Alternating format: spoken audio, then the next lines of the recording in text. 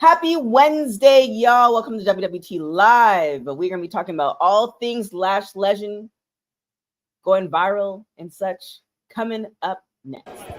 What's up, everybody? It's the hottest flame, Kiera Hogan, period, and you're watching Women's Wrestling Talk. 10, 9, 8, 7, 6, 5, 4, 3, 2, 1, 0.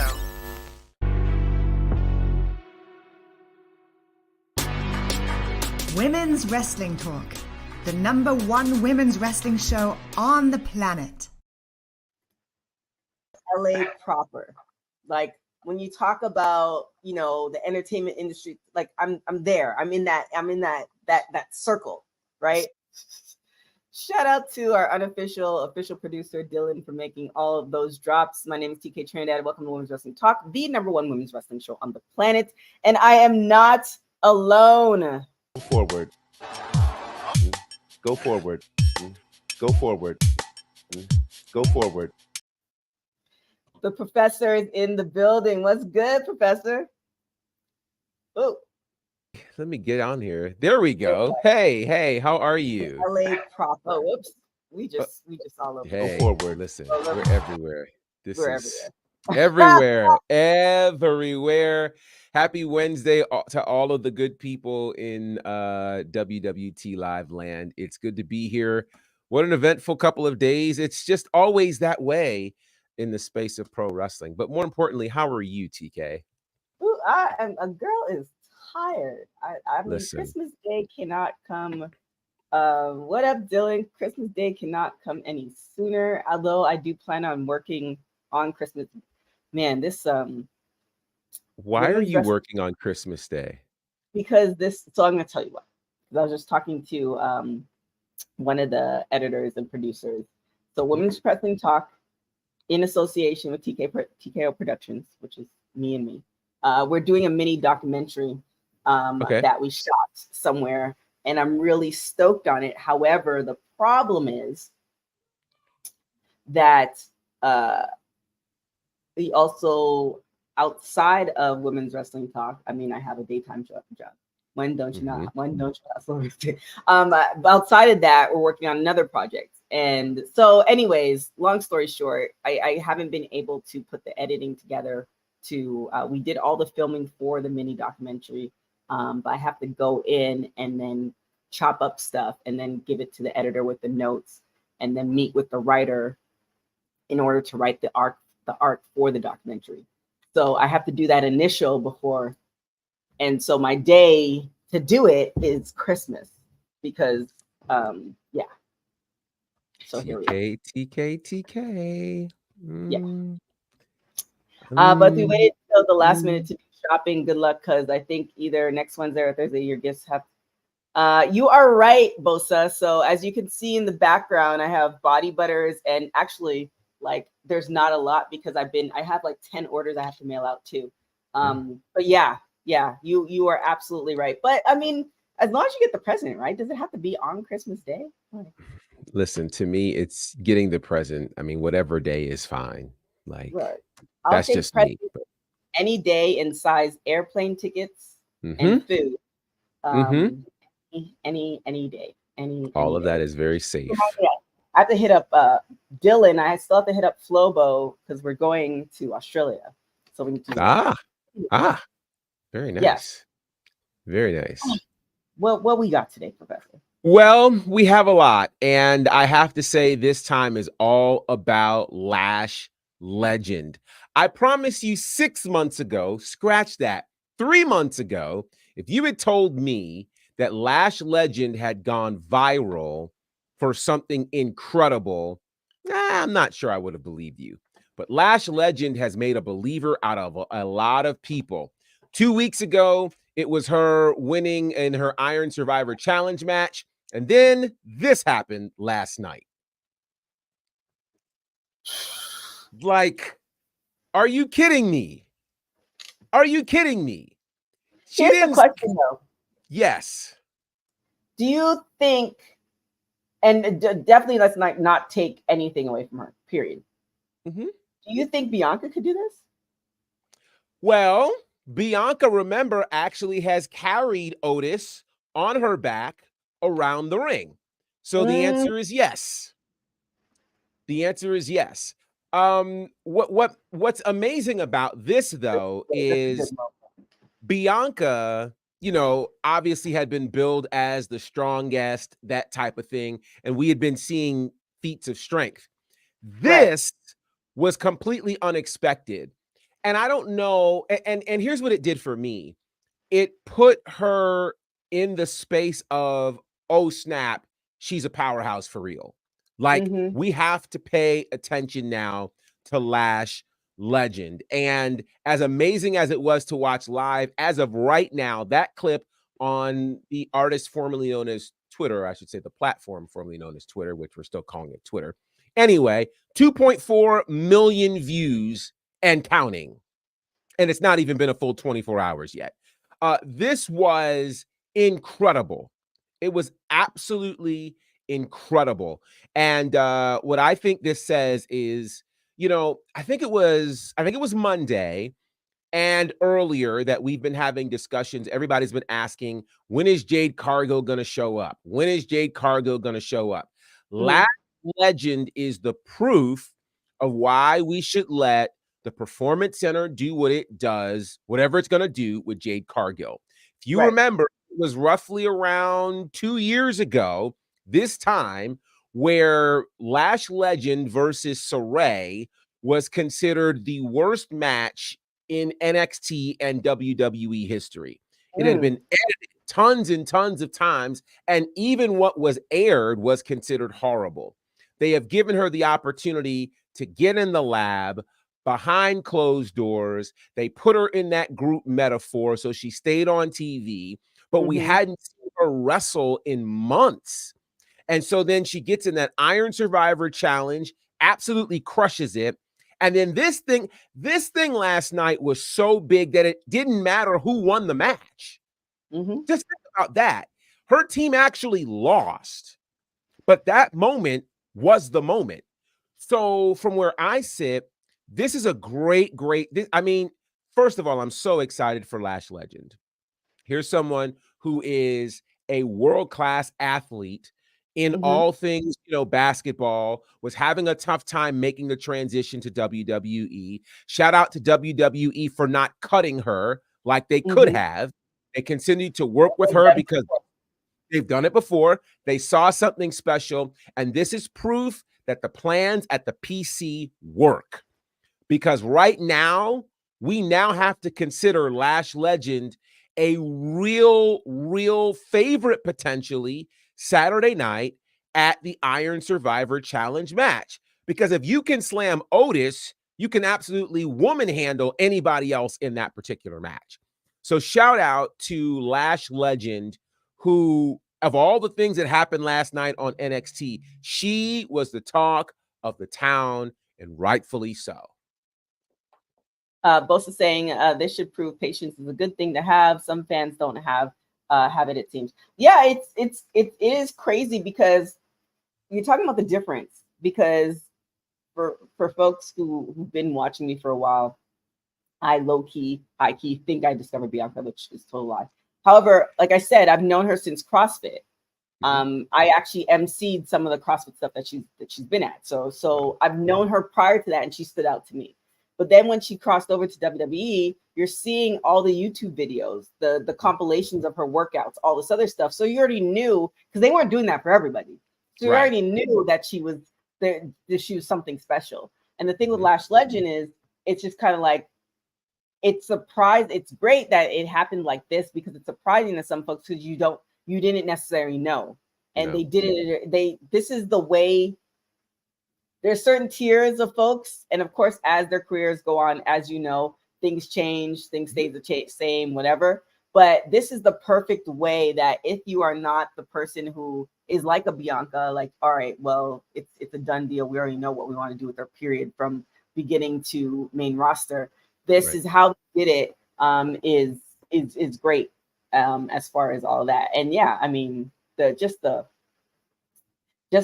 video of it alone is crazy.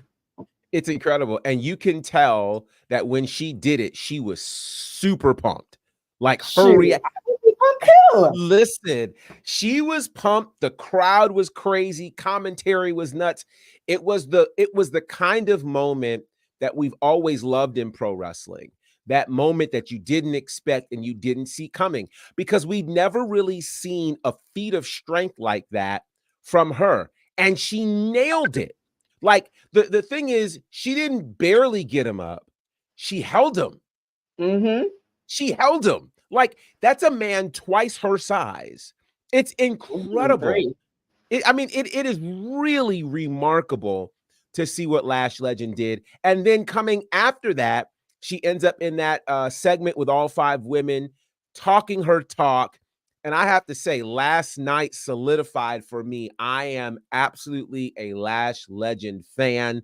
Can't say that I've always been that, but I am that now. I don't know what she's calling her fan club. She needs to get a name, because sign me up.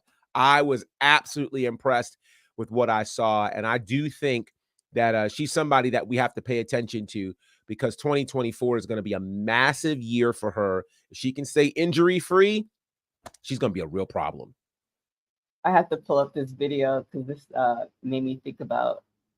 Oh wait, no, sorry.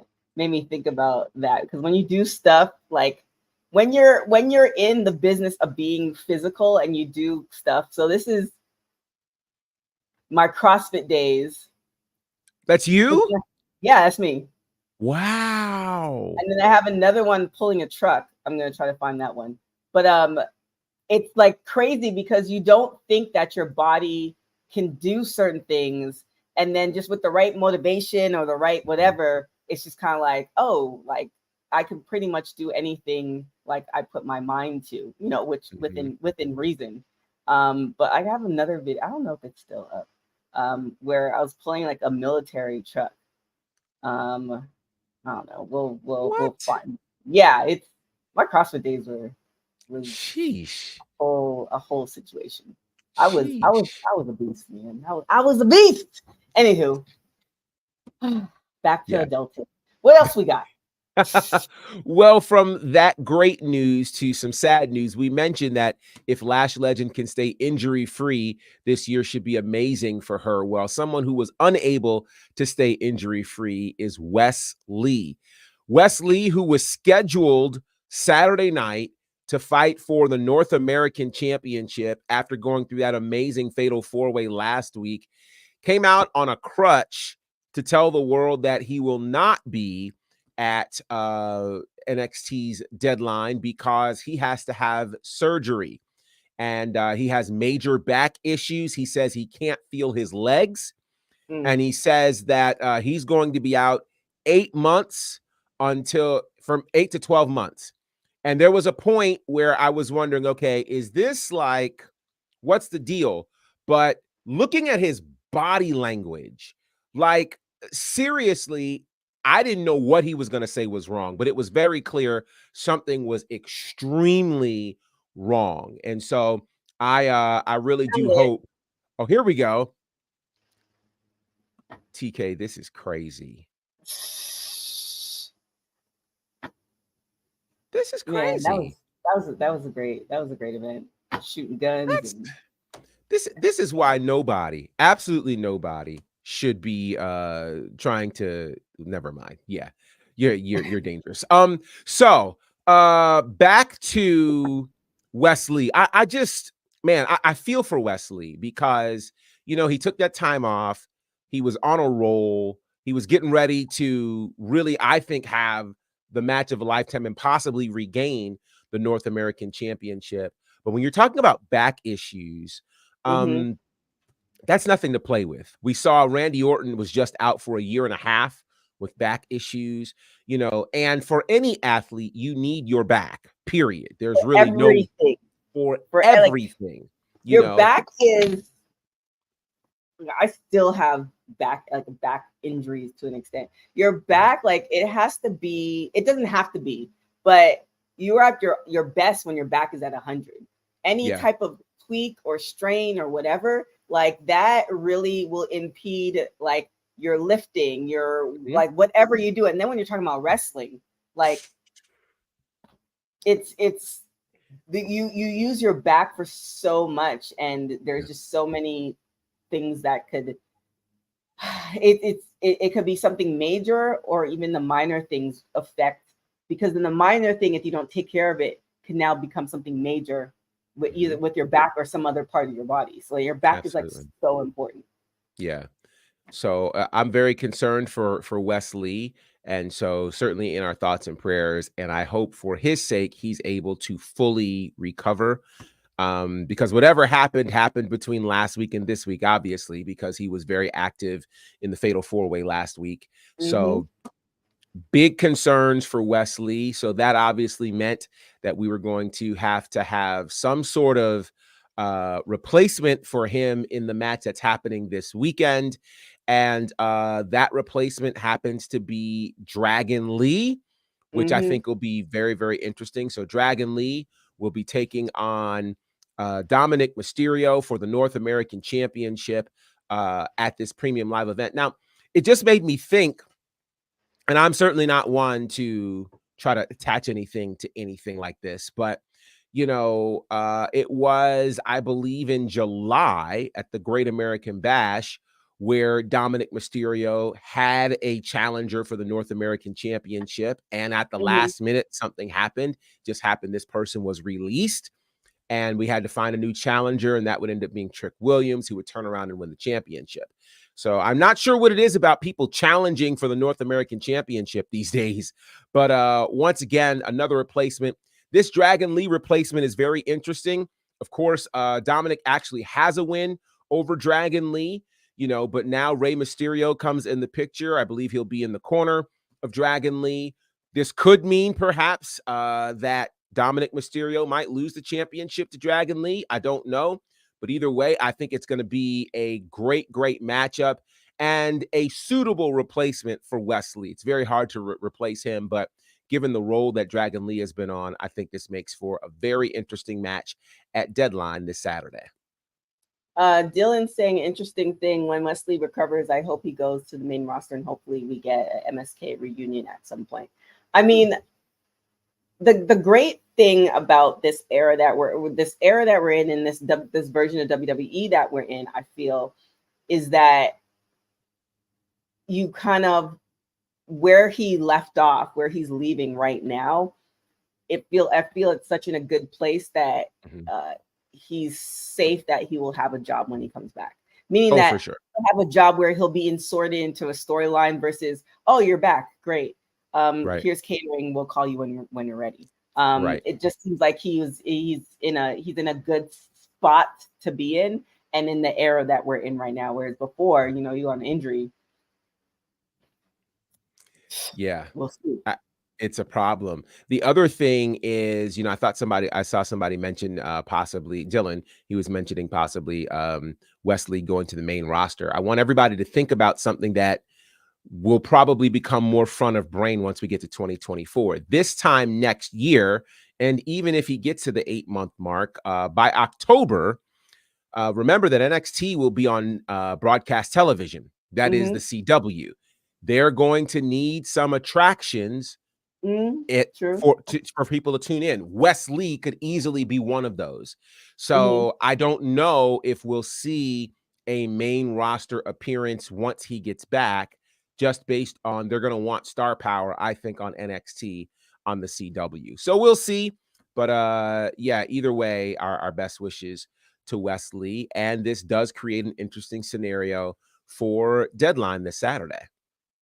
I'm really excited about Deadline. And then also, which I forgot to include, or I don't know if you included it, but shout out to Kalani Jordan. We did an interview with her 2 days ago. Wow, it's her story is crazy, and oftentimes I don't know, for me being the interviewer, I always get excited when I feel like I can talk to this person more after the interview. Like, there's so many more interesting things, and your profile says so much about somebody depending on what you include in it. So there's so many different things with her that's like, man, like, I can't wait to see, you know, all the little nuances that's going to happen and stuff like that. But really, really interesting story. Definitely check out that interview. It's on our YouTube page. But yeah, deadline's going to be, it's going to be good. It's going to be really, really good. It is going to be good. And speaking of Kalani, she, of course, is part of the Women's Iron Survivor Challenge match, which finally we figured out who the 5th member of that particular match would be. And that is Fallon Henley, who won her fatal 4-way match last night.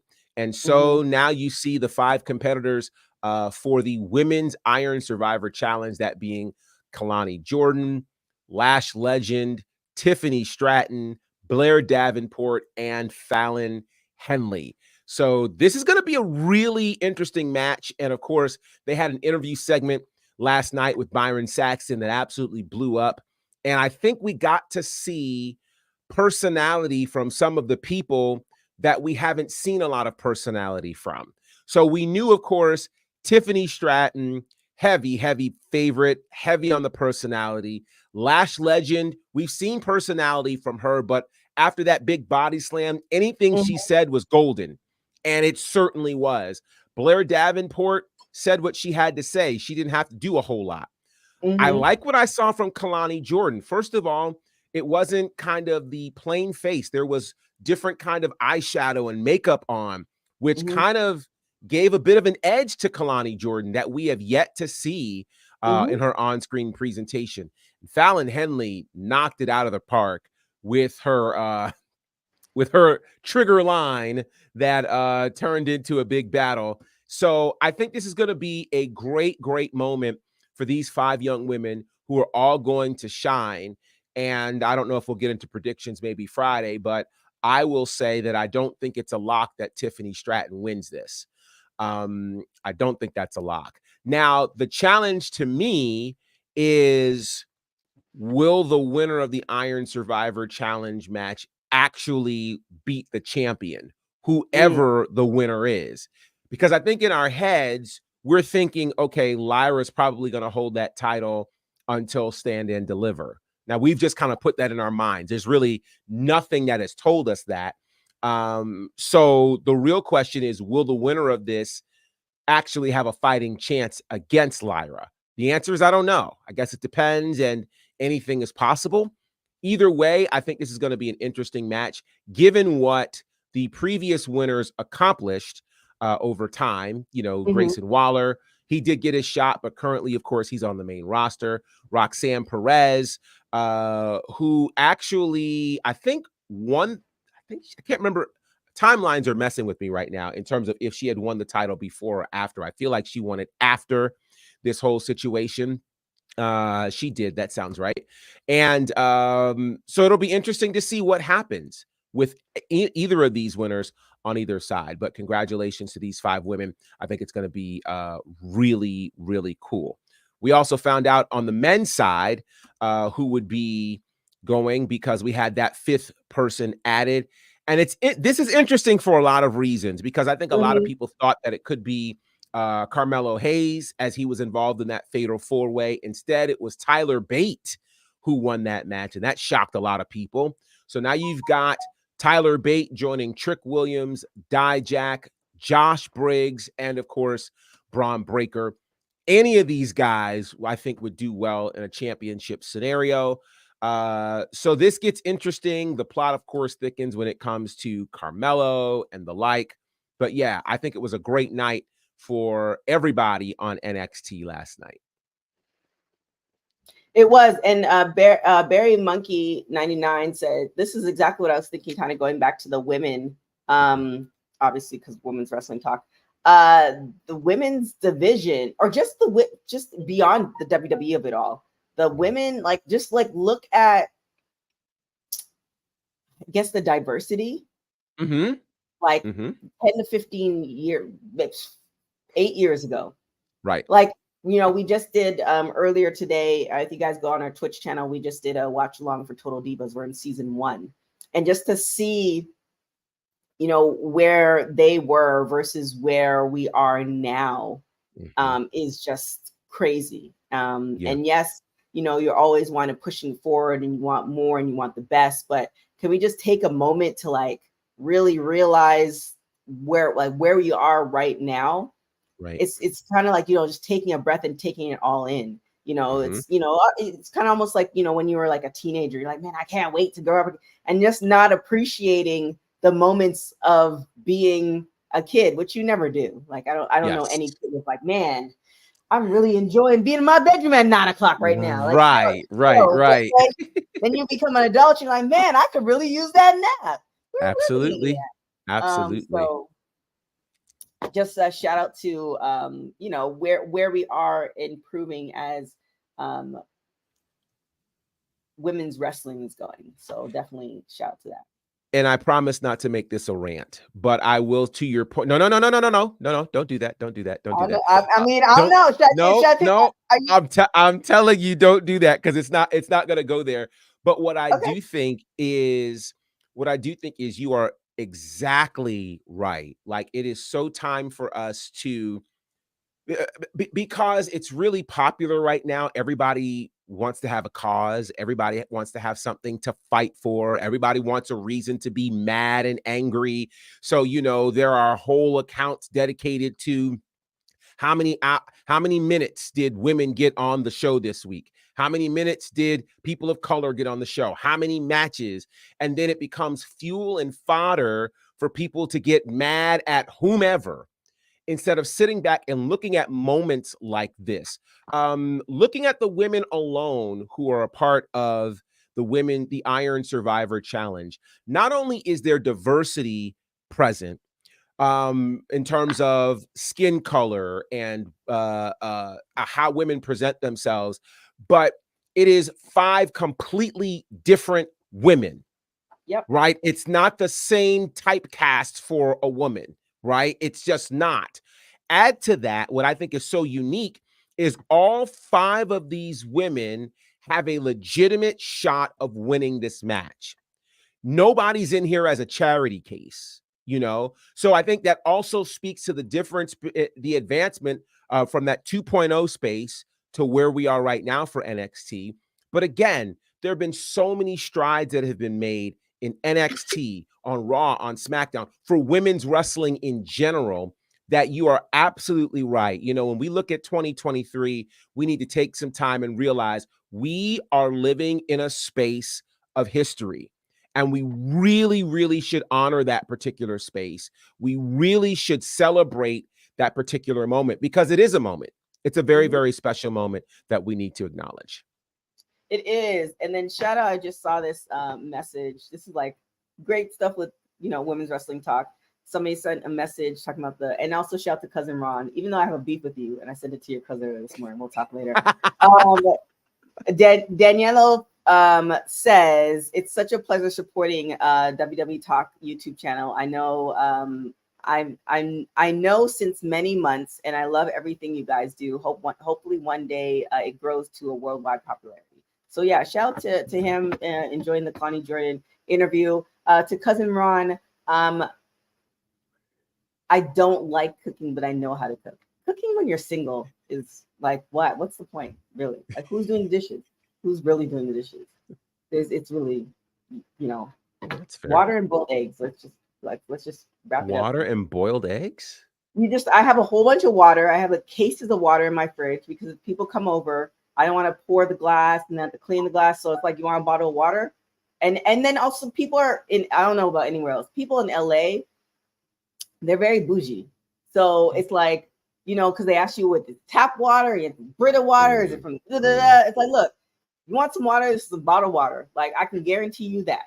And then everything else in my fridge is very, very low maintenance. We're not doing all that extra stuff. So shout out. You guys have no idea what I'm talking about. Cousin Ron watched the Renee Paquette interview.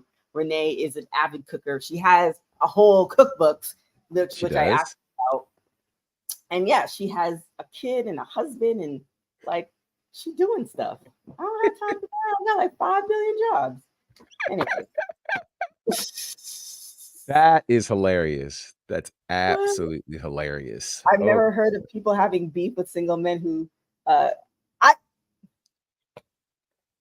Look, you cook cousin Ron, then God bless you. I am not doing the dishes. There it That's is. hilarious. All right, what we got next?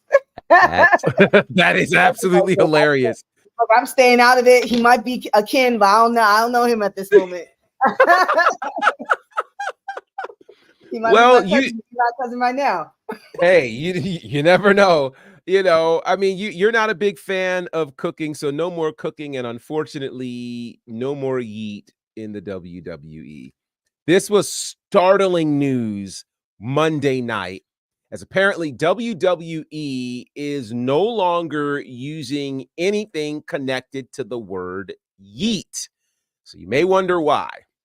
Well, apparently in 2021, an independent wrestler named Cassie Huffman filed to trademark the term yeet and yeet movement. Meanwhile, and this has got to be a surprise to a lot of people, WWE never filed to trademark the term yeet. So I'm low-key surprised that they then went on and made merch and all kinds of things, having not trademarked that.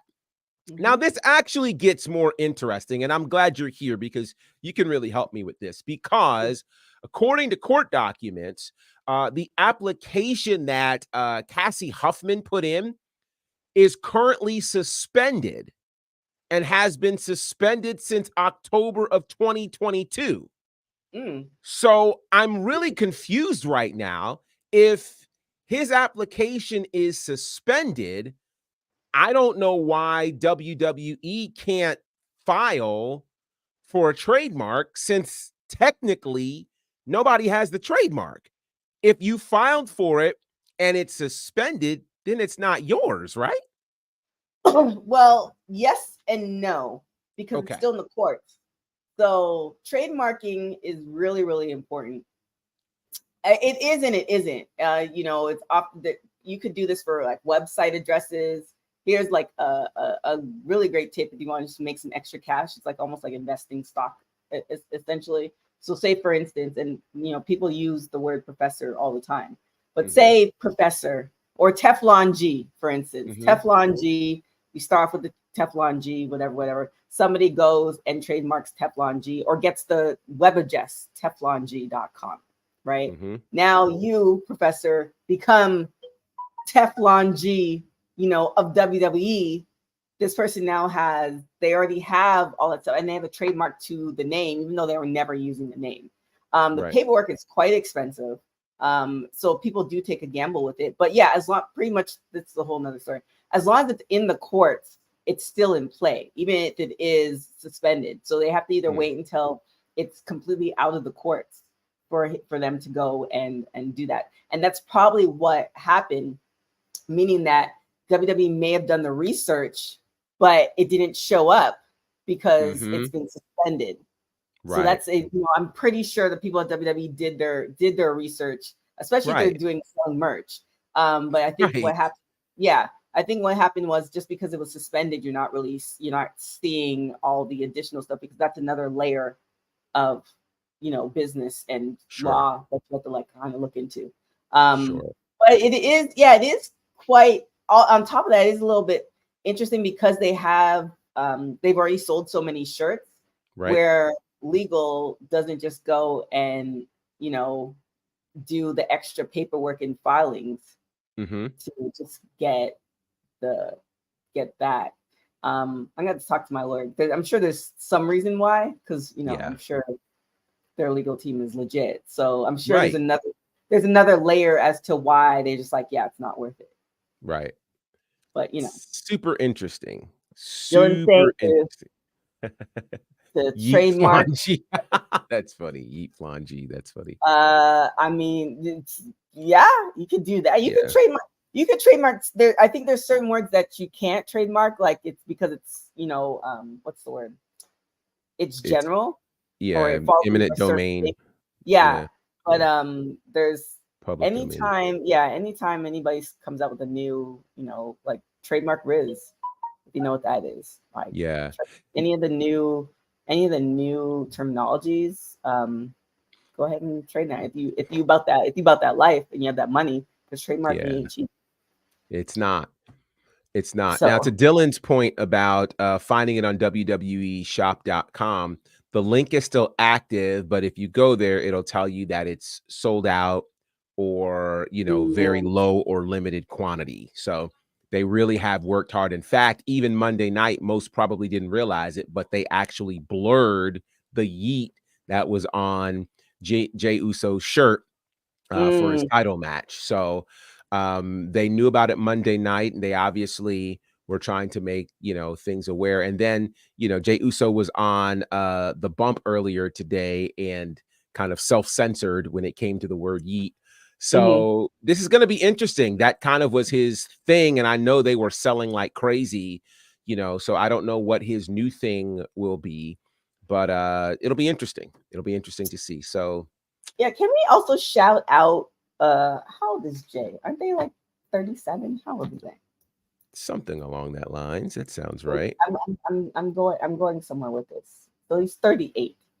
Okay. So, and it's not even just Jay, but I don't know what is currently in the water or the mentality of older folks. However, men and women, like, remember like your high school teacher or your elementary school teacher, they were just, a little on the sloppy side. They just weren't like, you weren't, I didn't really hear of teachers sleeping with their students, not advocating for that.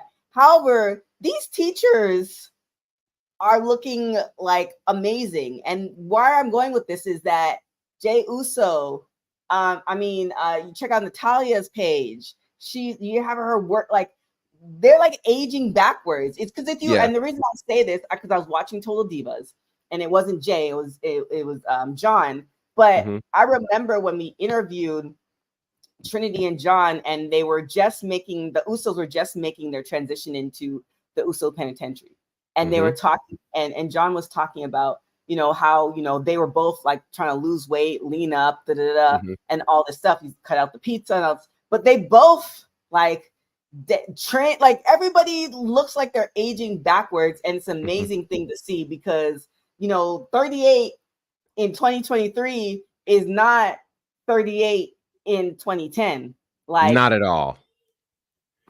I I'm I just would I would say to that end, I'm sure well, there's a few things I think that are a tribute to that. I think that particular generation, I think social media is a thing, right? Image is Mhm. a thing.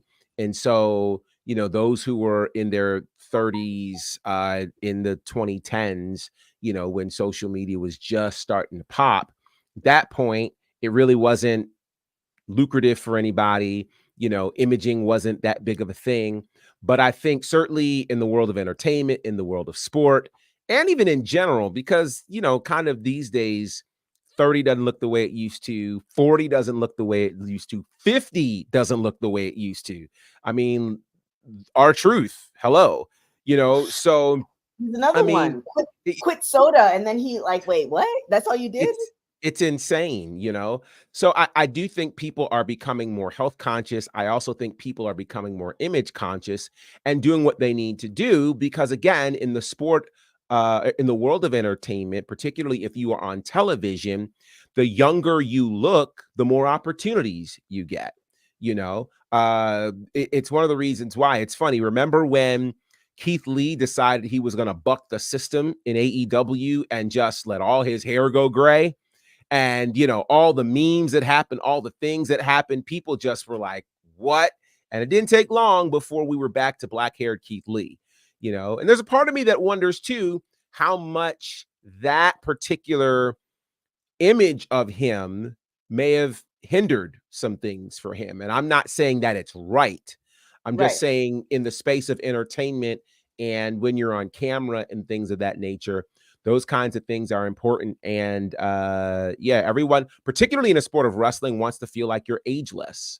They Mhm. don't want to think that that you're growing old or what have you, even though people are. So Yeah. it's interesting. But yeah, you're right. Shout out because Natalia did a press slam Monday night. And it was like, wait, what? Like it's incredible to see what these men and women are doing in these sports. Just incredible. Yeah. I mean, and you have, you have, you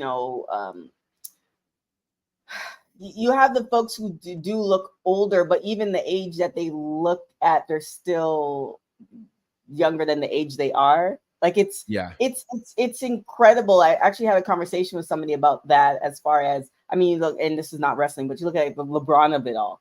Like there's no way LeBron of today would have lasted as long if he was playing 20 years ago. Like he takes care of his body to a different level than the average person, obviously. But even if you talk about, like, I went to my alma mater for my JC out here in California, and the facility that they have now versus what I had back then, I'm like, oh, you guys got it, and you guys got, the whole the hot cold chamber, like all this stuff that helps keep the body, moving as it's supposed to be moving. But anyways, long story short, and no disrespect to his wife, but Jay looks amazing. And whatever he's doing, he just needs to keep doing it. Like, period, point blank. But keep that shirt off. Like, let's go with it. And there we have it. There we have it. Well, perhaps you can always, if you've got a DVD collection, go ahead and watch as much Jey Uso as you would like. But here's the problem. Hold on to that collection, folks, because if you're looking to add to that home video collection, that time is coming to an end, as WWE has formally announced that this year is the end of their home video collection. That's right. No more DVDs, no more Blu-ray releases once we get to 2024. Now, it was thought this was going to happen in 2021, but they backtracked on this and they kept producing them. But as you can see, they continue to do a lot of digital releases. They put most of that DVD and Blu-ray content already on the WWE network. And so that's a thing. And this is really significant because WWE's physical media really goes back to 1985 when you were talking VHS and, that type of thing. And they, for years before there was a WWE network, the way you would get to see a pay-per-view if you missed it was you could either buy it or you could rent it, that type of thing. And then, as we started moving into different ages, the whole DVD situation came, and that was a thing. I saw a post from our friends over at The Ringer, and they were talking about this, and it reminded me of one of the best Christmas gifts my mom got me, which was she got me the box set DVD collection of WrestleMania from like WrestleMania 1 to WrestleMania 20. And I was just like, I didn't know a thing like that existed. And so I was like, this is insane. This is incredible. Best mom ever, right? Like that's the kind of thing that was happening. And so you would get that. A funny story. I'll mention Cousin Ron. I'm sure he won't mind this. Where he and I lived about an hour and a half apart. I was in Monticello. He was in Kingston. Well, one of the problems is where? Kingston, New York. New York. Oh, I always think when you say Kingston, I always think Jamaica, like, right? You lived in Jamaica too? Like I did not, and neither did he. But one of the really cool things was our cable companies didn't have carry the same channels. So in Monticello, we couldn't get WCW and the NWA. That was TBS, and our cable company didn't do TBS. So his would get TBS. So, when we'd see each other, he'd be telling me all about, war games and all this stuff. And I'm like, oh man. And so they would have videos, and they would bring the videos, and we'd sit down and we'd watch them together. But that was the only way that you could do that at that particular time. So things have really changed a lot in terms of access to this kind of content and things like that. And WWE, to their credit, has always been forward thinking. I mean, when they were doing videos, a lot of other people weren't. obviously once they were the first to do the whole WWE network situation. So for them, it makes a lot of sense. But Well, for those, oh, for sure, for sure. I don't know what that does for their home video department, even if they still have that. But I definitely think it's kind of one of those nostalgic moments for anyone who had a DVD collection or a videotape collection or anything like that. So, yeah, pretty crazy. yeah. And I think it's going to come back around. The reason I say that, obviously, you have the overhead of everything. You know, the people who do have the collections hold on to it and or sell it. But it makes me think, though. I mean, I don't own a DVD player. I own one. But how long do DVDs like last? You know what I'm saying? Like meaning that, you know, for instance, record players or records or tapes and stuff like that. Or what was the thing that they popped in the before tapes? I think it was the VHS and the no, it was like the 8-track. The 8-track or something like that. 8-track. Like, okay. Like if you put the 8-track into an 8-track player, I think, like, would it play? Like, do you have to curate it to, like, even with like VHS stuff, like, do you have to curate it to make sure, not curate it, but treat it a certain way that it will actually play 20 years later? Like, those are kind of things I have. The DVDs kind of remind me of how we had to take care of CDs, you know, like don't scratch them and things like that. And I know that some, and this is interesting, some computers still have slots where you can put those in. But again, computers, I was going to say, computers these days are not even being made. Some of them aren't even being made with USB. That part. Which is crazy to me. Like, I don't understand how they're doing that. So, so it is interesting to your point. It kind of reminds me of why people aren't purchasing CDs anymore. You know, you aren't making, where do you play them? Cars aren't being made with CD players anymore. So there's no place to really play them. That I think is the other piece around the DVD and Blu-ray situation for WWE. If you're not making DVD players and Blu-ray players, where are you playing this equipment? So and I think I definitely do think, just like how, for instance, records are coming around, records and records not coming around, meaning that it's a mainstream thing, but now they are selling record players, because I want to look into one. My dad had a huge record collection, and that's, you know, just for the nostalgia of it all. So I feel like it's going to come back around where you're going to find, it's not going to be so hard to find a DVD player or a VHS or stuff like that. Just at this moment, it's just not, it's not like record players are now coming along. And when was like the era of the record player? Maybe like 30 years ago, 40 years ago, something like that. So I think DVDs and tapes and all that stuff, like now people are getting, I think they're getting their phones to look like tapes, and then they have the old school phones that you can attach to your phone. So it's like you're actually like, wait, what? Yeah. I think I saw in Walmart where they have like the keyboard that mimics like an old school typewriter, and I'm like, that shit looks cumbersome as hell. Wow. Like, what you gonna do with that? Like, what you doing? Like, are you doing like, you know, just a couple like Instagram posts, because that shit looks crazy. That's crazy. But whatever. I mean, I try to embrace the softer life of things where it's less work for me. And maybe because I'm working so much. So maybe when I'm working less, then I'll indulge in a typewriter keyboard, I guess. I don't know. Yes, I don't know.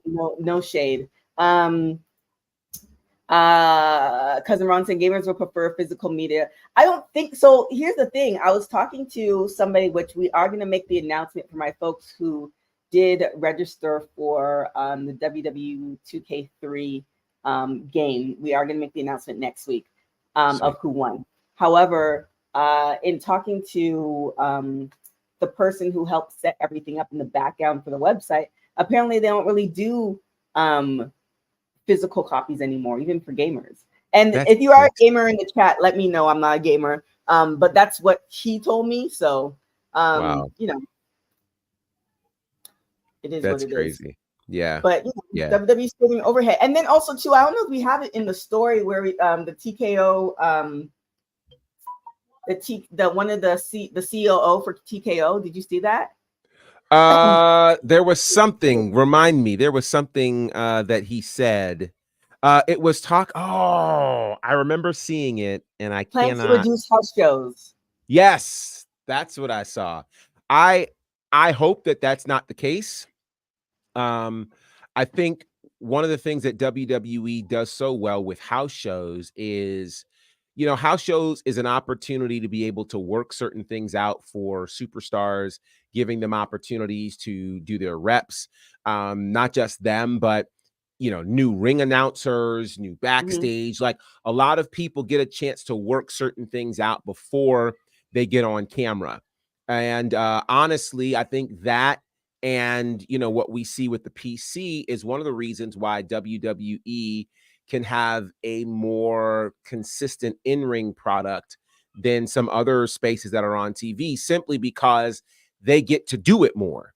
Right. The more you do it, the better you get. You get to test things out when it comes to, because here's the thing, nothing against, schedules that are less or that are only TV schedules, but Mhm. one of the things about house shows is house shows are really the only place where you can get an opportunity to figure out what really works with fans. You know, you can do that in front of them. And when you're at a house show, you don't necessarily have TV pressure. So you can see, okay, well, does this work? When I do this, does this work? Do they react? Do they respond? Do they not? You can make adjustments and it's not costing you ratings. It's not costing you time and things like that. So I say this carefully. I would love to know what that particular COO based His that name is decision Mark on. Shapiro. Yeah, I would love to know what he based that decision on. If it was just a money making type of thing that he based it on, or if it's based on some other criteria. I would love to know the answer to that. I mean, I'm reading the article now, and I it's I'm willing. If I'm a betting person, uh, what up, JD? I think it's all the money. It's all about money. Yeah, I'm Because sure. at the end of the day, like why else would you cancel the house shows? And to kind of play, and then also shout. This is very random. Shout out Stephen A. Smith. If y'all haven't read or listened to his book, crazy. And fun Wow. fact, you and cousin Ron might not know this. He's West Indian, which makes a lot of sense. Now it makes a lot of sense. That makes a lot of Okay. things click, actually. I couldn't put my finger on what all the things were, but he's Yeah. West Indian, and that's in itself, coming from a West Indian household, now makes a lot of sense. And now Does. I'm really like digging him. Now I'm like to the point where him and Jennifer Lewis, definitely check out her book Ah, too. yeah. Jennifer Um, Lewis is special. oh my She's gosh, special. She's her. amazing. I think I might do a show just called like, I think A&E has that title, but it's gonna be just on biographies where you just talk about, Hmm. because I think a lot of people just don't read a lot. And Yeah. me, cousin Ron, doesn't it? Go and listen Hmm. to his book. You're gonna understand, like, because everybody knows who Stephen A is, but Yep. you don't understand. Like, once you read his book, then everything makes sense. It's like Hmm. Hmm. Hmm. Makes cadence, sense. how he says things, like everything Right. makes sense. Right. But anyways, I digress. Shout out to Yeah. Stephen A. Smith. But yeah, it has to, I think it definitely has to do with the money. And I also think that here's the thing, playing devil's advocate to what you're saying, right? Mhm.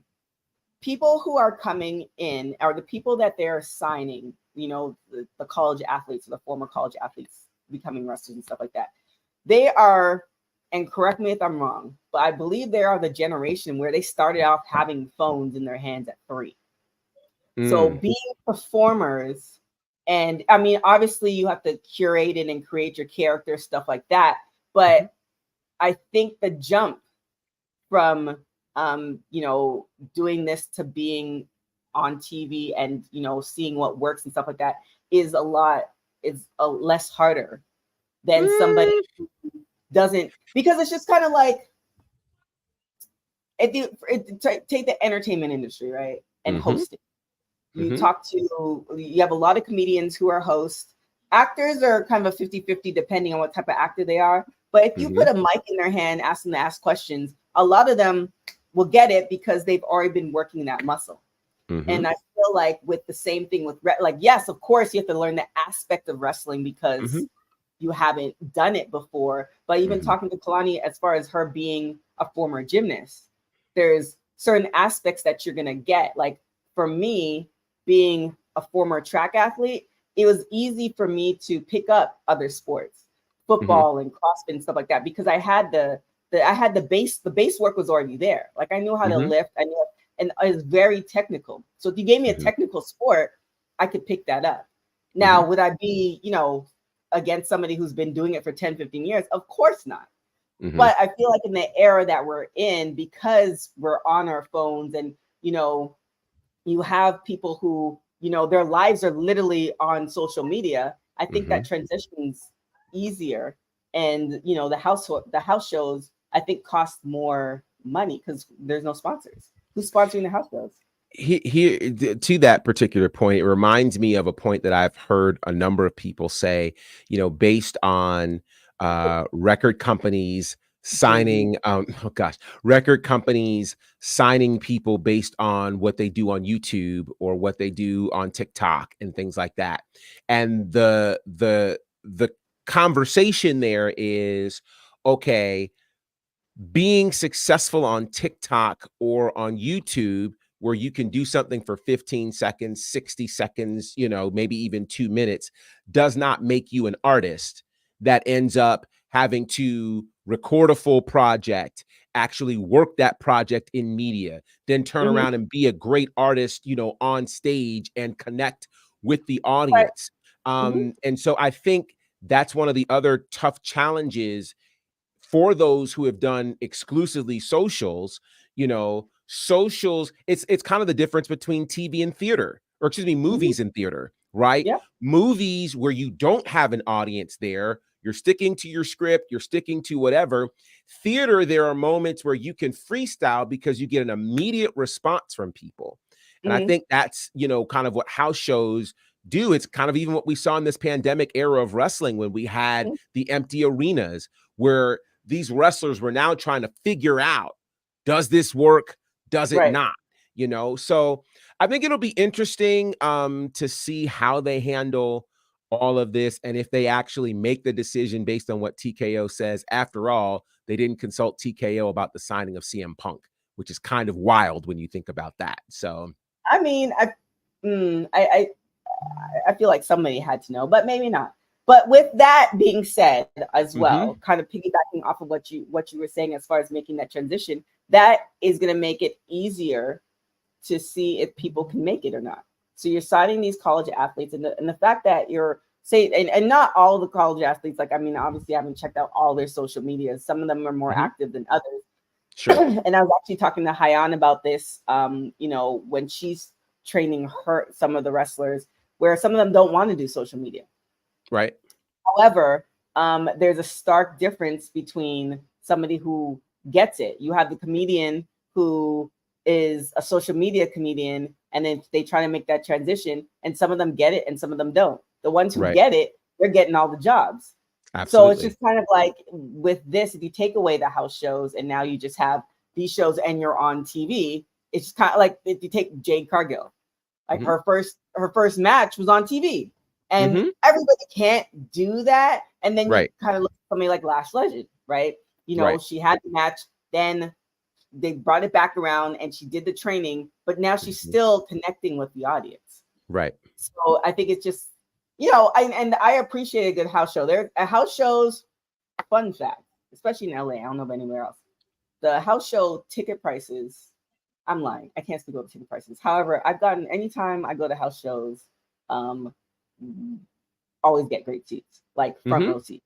Like you get to see, like, they do have a lot more fun. It's not as scripted, stuff like that. But again, then thinking about the wrestlers. Look, let me not, Cousin Ron, I'm not even trying to get canceled. However, Trevor Noah, you should check out his book too. His book is really amazing with his mom. It is. But yeah, I mean, it just, and also with the Matt Rife thing, he's gonna be in a movie soon. So If you have no idea who that is, go and look him up.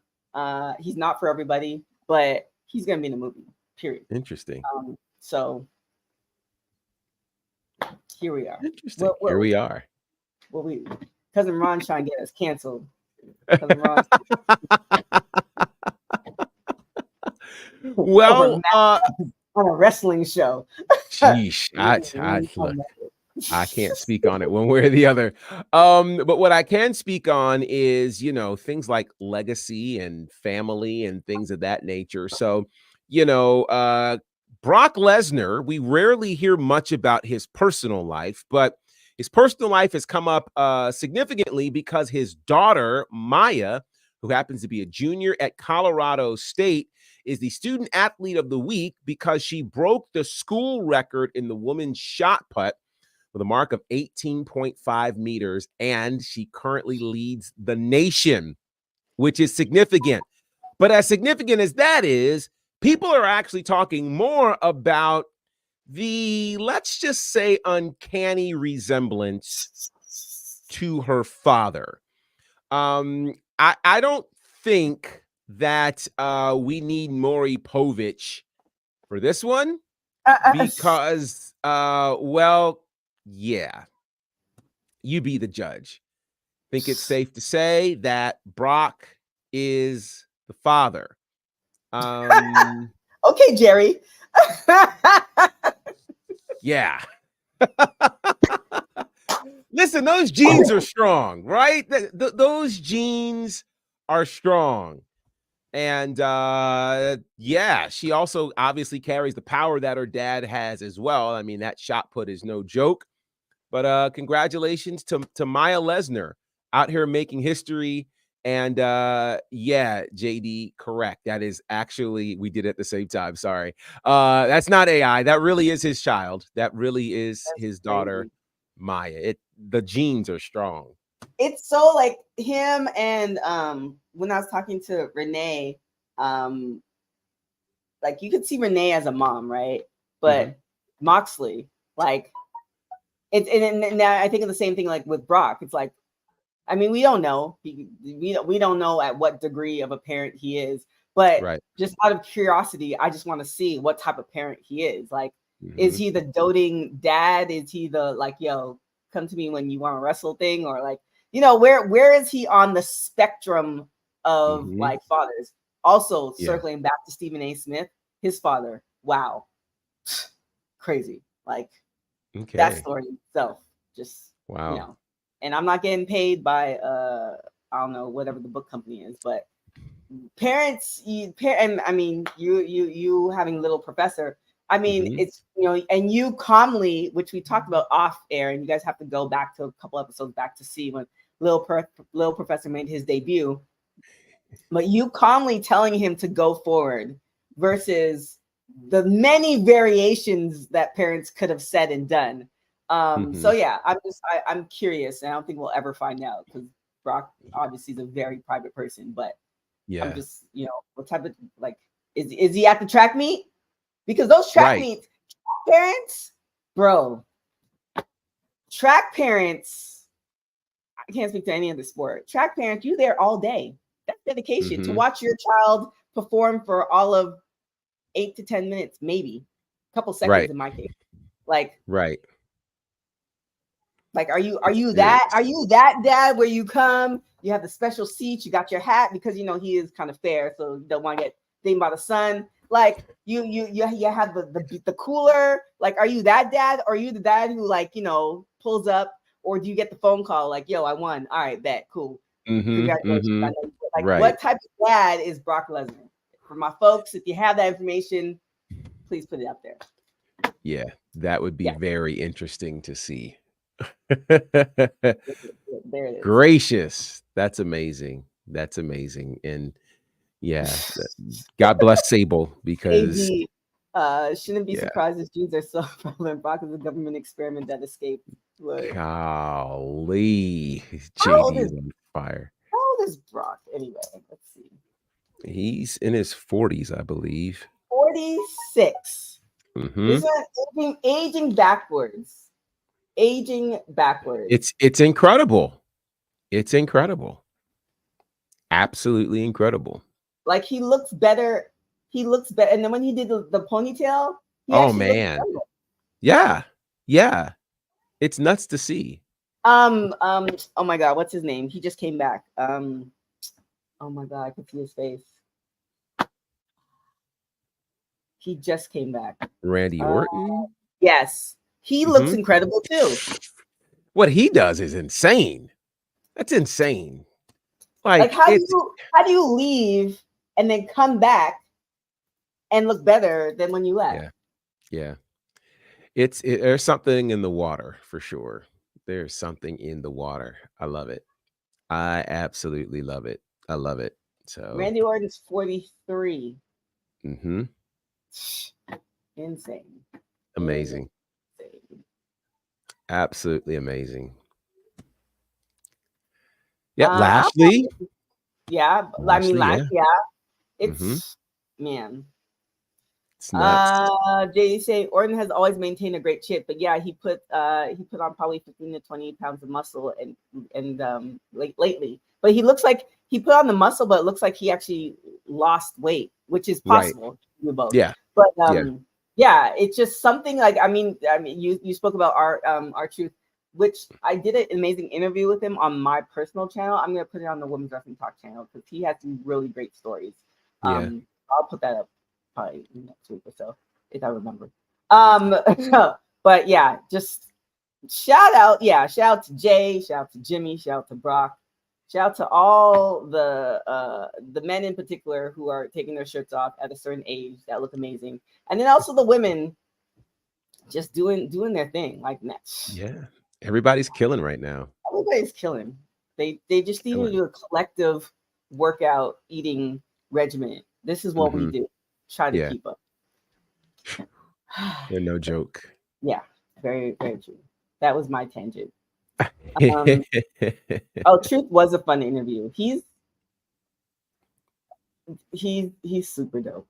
He's super dope. All right. I think is that are we have we come to the end of our yeah, let's mention that Tony Storm piece, which is I think is going to be a big deal tonight. Tony Storm has a world title match tonight against Sky Blue, and she will be introduced by Ben Mankiewicz. I hope I said his name correctly, from TCM, and that's actually such a big deal. That's the Turner Classic Movies Network, and so it says to me they are really going all in with this Tony Storm character, timeless Tony Storm. And we love to see it. We love to see it. And again, not a rant, but I think it's so interesting because AEW for a long time was trying to stress itself as we are purely wrestling, purely wrestling. All we do is wrestle. All we do is wrestle. But the things that have been the most successful for this company have been connected to stories and characters, whether it was earlier this year, all that was going on with MJF and Adam Cole, and here we are now where I think their women's division has perhaps some of the best stories right now, particularly around Tony Storm. So the fact that they're going all in with this in Montreal tonight is going to be pretty amazing. And again, we're talking stories. Christian Cage, another guy who, again, character development has been crazy, and he ends up being kind of like the top heel right now in the company. And he's got a great match scheduled against Adam Copeland tonight, which I think is a dream for them. So simply put, I think there are lessons to be learned from what's happening with timeless Tony Storm, and being introduced tonight by Ben Mankiewicz, I think is going to be pretty crazy. I think it's going to be crazy. Yeah, I mean, yeah, you are correct, Bozo. We have Britt Baker, who's been voicing her opinion, and this is the great thing about wrestling, and the blur of the line. And I mean, I guess you could do that. I mean, I guess you could do that for all sports, right? You have people who make the statements online, and you're like, well, in particular wrestling, because how the sports entertainment piece goes, and you're like, wait, so is this wait, are we, is this true, or do you really feel like that? Like, when Britt Baker, and she was talking about Oh my god, I'm losing my train of thought. I'm clearly need some food. Please eat. Anyways, just the fact that she's talking about it, and now you're wondering, like, hey, is this like, because when you think about your actual job, so like what I do, actually, like my real job, if I now were to tweet or I don't know what X, whatever it is, We still saying, hey, my blah blah blah is shitty and da da da, and my boss can't play basketball. Like, yikes. like who? But the other thing that I think we all are fairly aware of is there's not nearly as tight of a rein on the socials from an AEW space Mhm. versus a WWE space. We've seen how, whether it's on the socials or media scrums or what have you, it's kind of like, there's not really this oversight that says do's, don'ts, et cetera, et cetera, et cetera, that you might expect.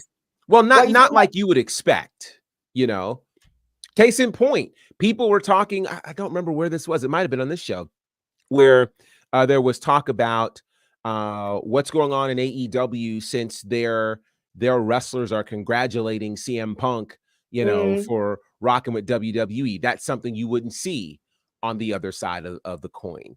And so Right. it's that kind of thing. So with that, I don't know, what kind of reins are on them in terms of social media and how much input they do or don't have in these kinds of spaces. It is kind of crazy because they have I know for the colleges, for instance, they have a whole, well, the bigger colleges, I can't speak for all the colleges, they have they bring the students in, and it's so crazy because when I was running track, they brought us in to tell us don't sleep with your teammates. Like that was like my first. Wow. This was so I went to a JC, and so like I'm fresh off the boat or fresh off the plane, go there, they bring us into this meeting, and I'm seeing my teammates for the first time ever. Like, don't actually, I met two, but anyways, seeing everybody else for the first time ever, and they have the coaches are lined up in the front, like all the coaches, track, sprint coach, distance, blah, blah, blah, and they're like, look to the left and right, and it's like, do not sleep with your teammates, and I'm like, what? Wait, what? Right.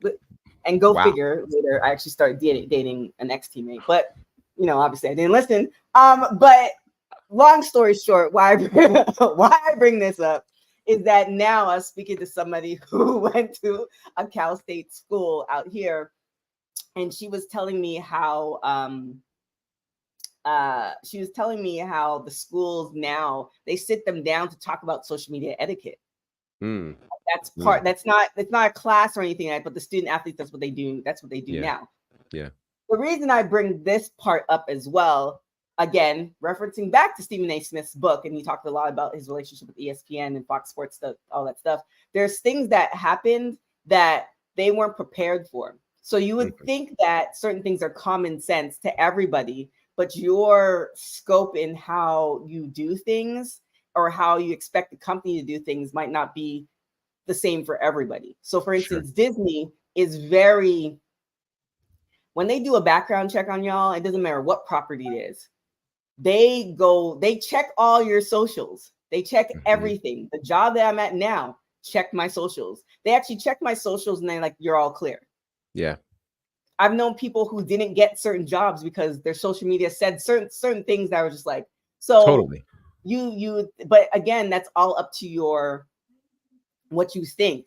What you think may or might not. You could be tweeting about something that has nothing to do with politics or religion or whatever, but it might be at somebody, and that company might deem it as, yeah, you're volatile. We can't take you on. So it's I think that both companies do have a social media policy, but we're in this era where it's almost case by case, where rules don't happen until something actually happens. Right. Like the rule, don't put the plastic bag over your head. Somebody had to actually put the plastic bag over their head, and something bad went wrong where they're like, oh, we now have to tell you. Right. Like, so, yeah. Yeah. That was my rant. And I saw, who was that? Dylan? Who was that? Who was that say? Oh, JD. JD. Look, I'm not old, but I'm not young. I've lived quite That's the life. funny. That's JD funny. saying exactly. TK Disney does that, which is why I named. Wow. Damn! If I knew you were coming, Audrey, let me see just for you before we get out of here, because I didn't download the video because Kane is not on, but I should have known to download it once I saw your name pop up.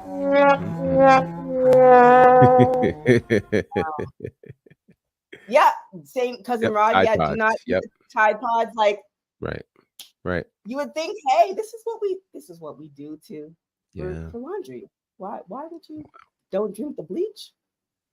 Mm-mm-mm. And I understand kids. Your kids do a whole bunch of other stuff, but still. Sure.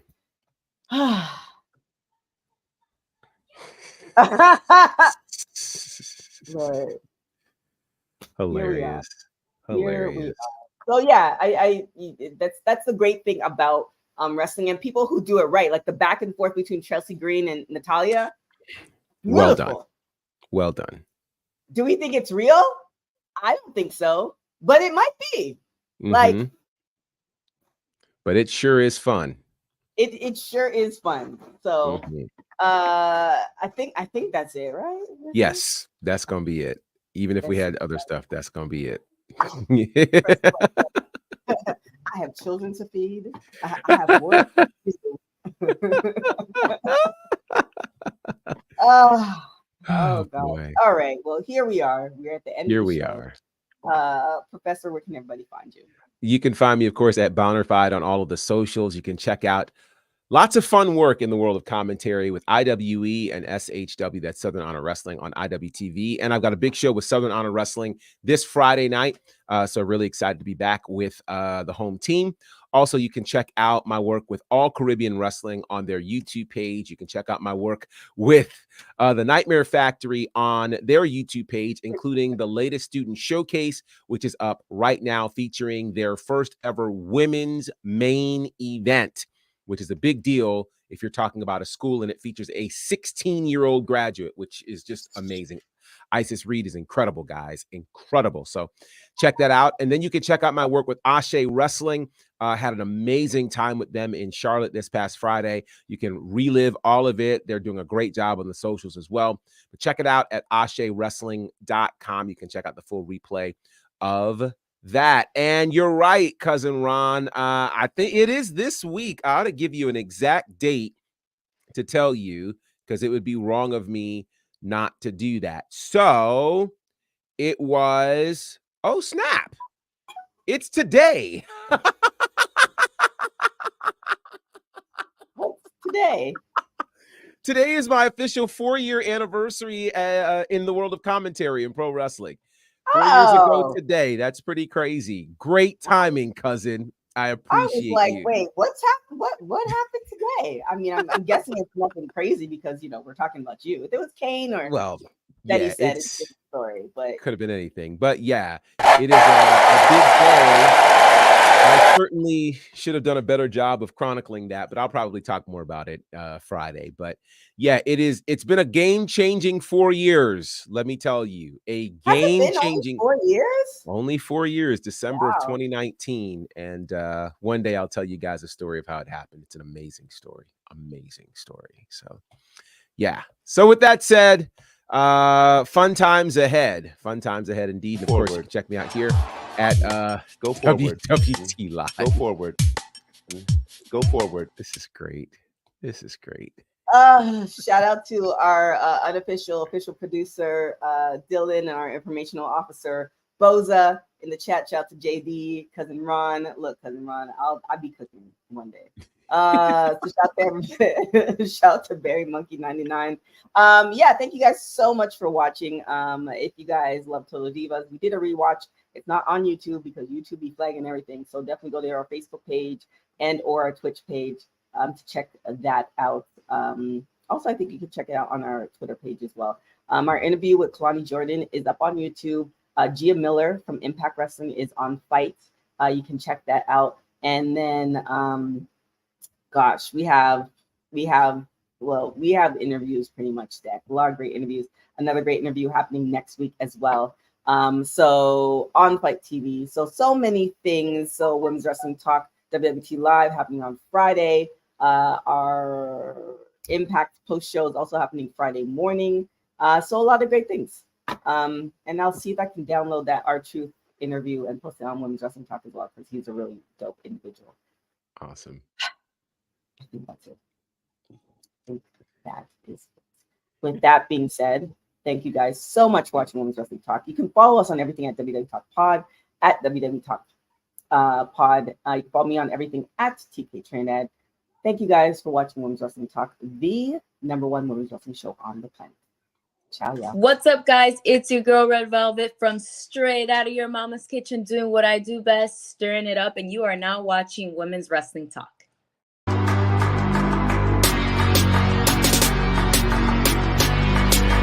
Women's Wrestling